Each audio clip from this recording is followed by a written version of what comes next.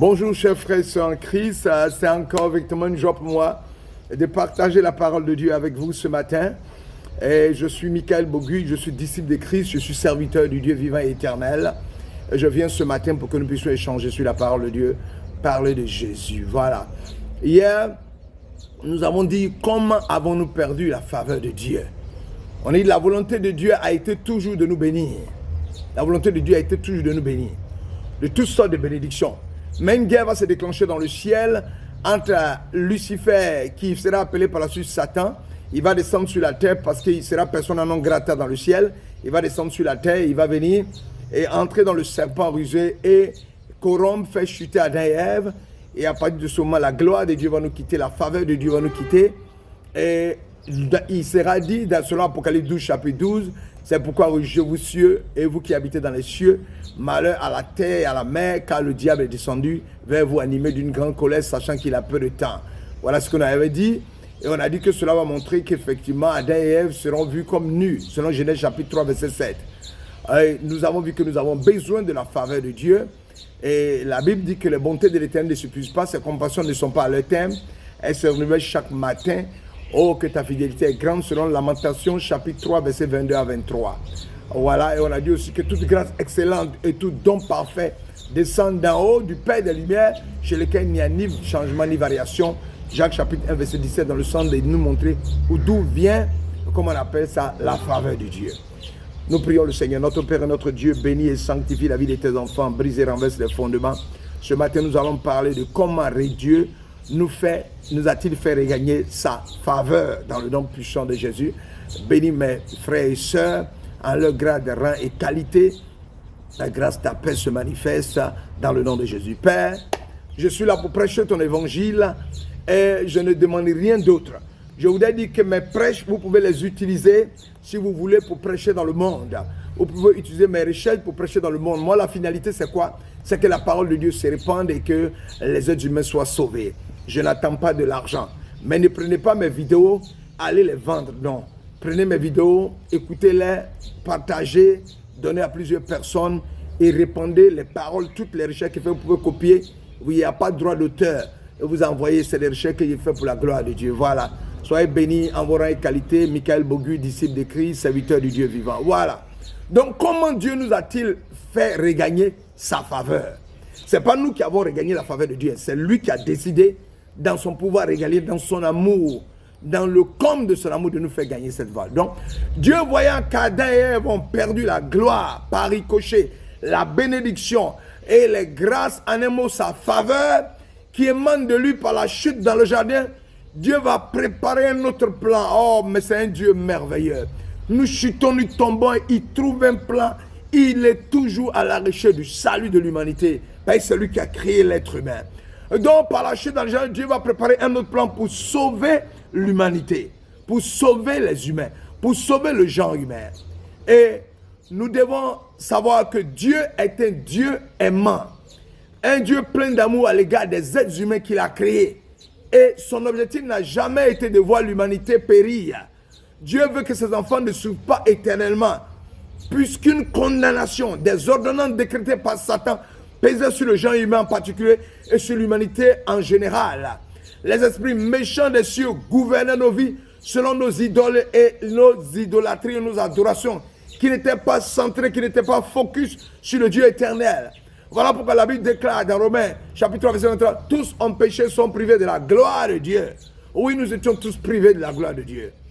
Et il faut préciser qu'en ce temps-là, le pardon des péchés était différent de celui que nous avons aujourd'hui. Dieu a exigé des sacrifices d'animaux pour le pardon temporaire des péchés et en préfiguration du sacrifice complet, parfait de Jésus-Christ. Selon Lévitique 4, 35, Lévitique 5, 10, parce que s'il n'y a pas de sang versé, il n'y a pas de pardon de péché. Quand Adam et Ève ont péché, Dieu a tué des animaux pour les vêtir, selon Genèse chapitre 3, verset 21. Quand Caïn et Abel ont offert des sacrifices à Dieu, celui de Caïn ne fut pas agréé parce qu'il a fait une offrande de fruits, tandis que celui d'Abel fut agréé parce qu'il a fait une offrande des premiers-nés de son troupeau, selon Genèse chapitre 4, verset 4 à 5. Après le déluge, Noé a sacrifié des animaux à Dieu. Genèse 8, 20, 21. Donc Dieu a ordonné à la nation d'Israël de faire de nombreux sacrifices, selon certaines règles qu'il a lui-même prescrites. D'abord, l'animal devait être sans tache. Ensuite, la personne qui offrait le sacrifice devait s'identifier à lui. Enfin, elle devait mettre à mort l'animal. Les sacrifices offerts avec foi procuraient le pardon des péchés. Un autre sacrifice était offert le jour des expiations décrit dans Lévitique 16. Manifeste le pardon du péché et son effacement. Le souverain sacrificateur devait prendre 2 boucs dont l'un était sacrifié comme offrande expiatoire pour le peuple d'Israël selon Lévitique 16, 15 et l'autre chassé dans le désert selon Lévitique 16, 20, 22. Le bouc offert en sacrifice d'expiation procurait le pardon, tandis que l'autre bouc emportait avec lui toutes les iniquités. Mais Dieu ne va pas s'arrêter là, puisqu'il veut accorder à ses enfants, en particulier aux gens humains, en général une faveur qui vient de lui. Oh, Dieu va préparer un plan, oh un plan pour nous, oh Jésus-Christ de Nazareth. Mais tu es merveilleux. Il va se manifester par Jésus-Christ qui est Dieu manifesté en entrant dans un corps physique. En effet, pourquoi Dieu se manifeste dans un corps physique? Il prend un corps humain parce que ce sont les humains qui ont péché. Et pour que le sacrifice qui s'adresse aux humains soit parfait, Dieu entre dans un corps humain appelé Jésus physiquement, afin que ce corps qui représente toute l'humanité soit crucifié, meurt et ressuscite avec Jésus-Christ. En un mot, paye la dette. En un mot, Jésus nous rachète de la condamnation en prenant un corps semblable au nôtre et va mourir à la croix, accomplissant le sacrifice parfait pour notre salut. Voici la plus grande faveur que Dieu a donnée à l'humanité tout entière, c'est de livrer son Fils unique en sacrifice pour le salut de l'humanité. Ce sacrifice va ôter toutes les réclamations. Ce sacrifice va ôter toutes les condamnations. Ce sacrifice va ôter toutes les dominations qui pesaient sur nous par les autorités méchantes qui règnent dans le ciel et sur nos descendants. Ce sacrifice va déchirer le voile qui nous séparait de Dieu. Mandobra Sakaraba. Nous pourrons maintenant entrer dans le lieu très saint pour parler à Dieu comme un enfant parle à son père. Oh non, c'est pas merveilleux ça. Raison pour laquelle la Bible déclare dans Colossiens chapitre 2 verset 14. Il a effacé Mandobra Saka, l'acte dont les ordonnances nous condamnaient. Oh, j'aime cette phrase. Et qui subsistait contre nous. Il a détruit le clou à la croix. Il a dépouillé les dominations et les autorités. Les a livrés publiquement en spectacle en triomphant d'elles par la croix. Oui, c'est Jésus qui a fait ça. C'est la plus grande faveur de l'Éternel des armées. 1 Pierre 2, 24, lui qui apporte lui-même nos péchés en son corps sur le bois, afin que mort au péché nous vivons par la justice. Lui par les maîtrisures duquel vous avez été guéris, car vous étiez comme des brebis errantes, mais maintenant vous êtes retournés vers le pasteur et le gardien de vos âmes. Ouais, la crucifixion de Jésus, sa mort et sa résurrection a rouvert le cœur d'amour de Dieu pour continuer de nous apporter sa faveur. Il faut préciser qu'il est assis depuis ce temps-là à la droite de Dieu le Père où il intercède pour nous. La Bible déclare en parlant de Jésus dans Hébreu, c'est aussi pour cela qu'il peut sauver parfaitement ceux qui s'approchent de Dieu par lui étant toujours vivant pour intercéder en leur faveur. Hébreu chapitre 7 verset 25. Ce verset d'autres semblables nous dit que bien que l'œuvre du Christ pour assurer le salut des élus ait été achevée sur la croix comme un témoignage de son cri, tout a accompli selon Jean chapitre 19 verset 30, sa sollicitude pour ses enfants rachetés ne sera jamais terminée. À l'époque de Jésus, le Saint-Temple de Jérusalem était au centre de la vie religieuse juive, où des animaux étaient offerts en sacrifice, où le culte était célébré conformément à la loi de Moïse. Hébreu chapitre 9, verset 1 à 9, nous dit que le voile du temple séparant le Saint des Saints demeure terrestre de la présence de Dieu, qui était la demeure terrestre de la présence de Dieu, durait du temps où les hommes demeuraient. Cela signifiait que l'homme était séparé de Dieu à cause du péché. Ésaïe 59, 1, 2.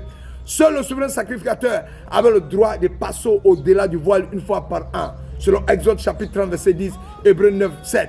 Pour entrer dans la présence de Dieu au nom de toute la nation d'Israël et faire l'expiation de leurs péchés selon Lévitique 16. Que signifie ce voile déchiré pour nous aujourd'hui? Avant tout, le fait que le voile s'est déchiré au moment de la mort de Jésus est un signe spectaculaire que son sacrifice, son sang versé est une expiation suffisante pour nos péchés et que l'entrée du Saint des Saints est désormais ouverte à tous en tout temps, aux Juifs comme aux gentils.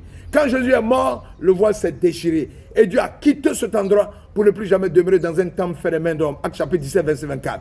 Dieu n'avait plus besoin du temple et de son système religieux. Si bien que le temple de Jérusalem ont été livrés à la désolation, détruits par les Romains en 110 après Jésus-Christ.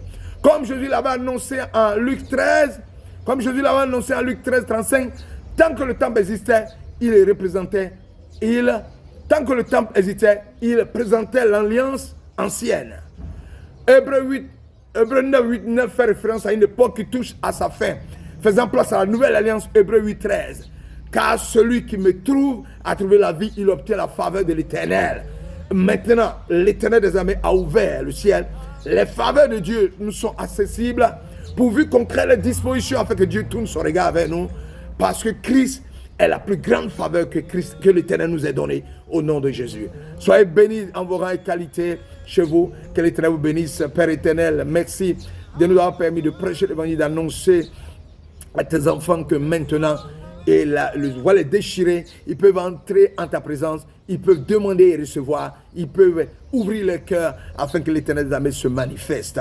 Merci pour tout ce que tu feras. Bénis-nous ce matin et que ta grâce nous accompagne au nom puissant de Jésus. Alléluia. Amen. Gloire à toi, Seigneur Jésus, et paix sur la terre aux hommes que tu aimes. Merci d'avoir transformé la vie de mon frère, d'avoir touché à travers ce message. La faveur de Dieu est venu avec la mort et la résurrection de Jésus-Christ de Nazareth, qui est venu prendre nos péchés, aller mourir avec cela, pour que le temple et le voile se déchirent et que nous puissions entrer dans le lieu saint pour marcher avec l'Éternel des armées. Le Dieu Tout-Puissant que nous adorons, que nous louons, que nous magnifions, que nous manifestons, c'est lui maintenant qui est au contrôle. Donc, il demande que nous puissions créer les dispositions nécessaires pour que lui, il puisse venir s'approcher de nous et nous apporter ses faveurs. C'est lui qui déclenche la faveur, pas nous.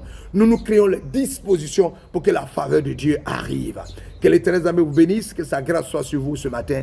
Père, nous louons ton nom, nous célébrons ta victoire, à toi tout l'honneur, dans le nom de Jésus. Merci, excellente journée à vous, dans le nom de Jésus. Je vous aime de l'amour de Dieu.